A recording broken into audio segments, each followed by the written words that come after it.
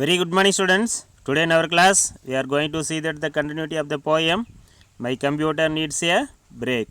Author of the poem Sandini Govindan. Unit 7 Poem My Computer Needs a Break. Author of the poem Sandini Govindan. இன்னைக்கு வந்து பார்த்தீங்கன்னா நம்ம ஏற்கனவே last கிளாஸஸில் first 2 ஸ்டான்ஸாக பார்த்துட்டோம். இன்றைக்கி நம்ம தேர்ட் ஸ்டான்ஸாக பார்க்க போகிறோம் நம்ம கிளாஸில். See that my computer doesn't check that my spellings are right and hides my files so that they vanish from sight. And one day my naughty computer actually cobbled a worm and behaved so erratically that it made me squirm. See that? இப்போ பார்த்தீங்கன்னா my computer doesn't check that my spellings are right. இப்போ பார்த்தீங்கன்னா கணினி எழுத்து பிழைகளை சரிபார்ப்பதில்லை. என்னோடய கணினி இப்பொழுதெல்லாம் எழுத்து பிழைகளை சரிபார்ப்பதில்லை. And hides my files so that they vanish from sight. பார்த்தீங்கன்னா கோப்புகளை மறைத்து விடுகிறது.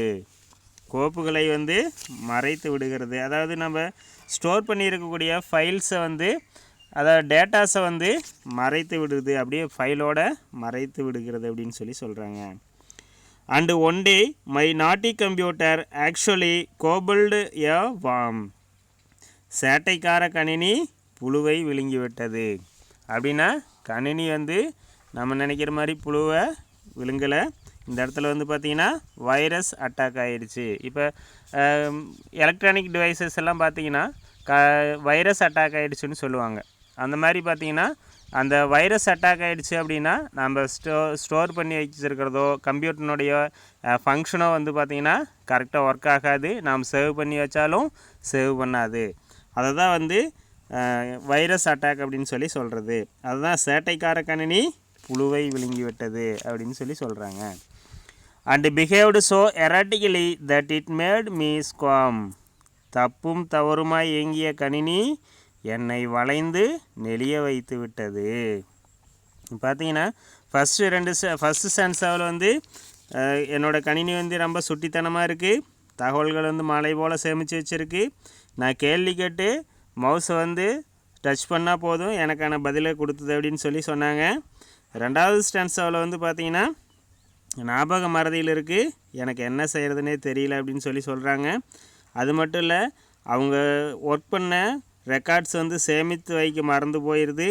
கோப்புகளை வந்து குழப்பமாக வந்து மறைத்து விடுகிறதுன்னு சொல்லி சொல்கிறாங்க.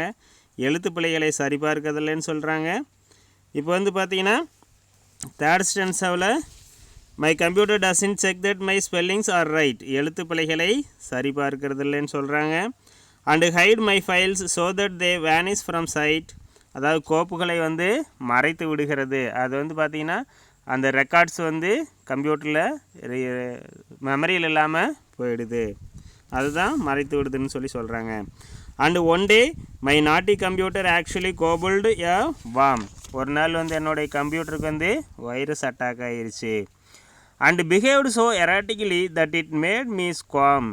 இந்த மாதிரி வைரஸ் அட்டாக் ஆனதுனால சுட்டித்தனமாக இருந்த கம்ப்யூட்டர் கொலாப்ஸ் ஆகி போச்சு.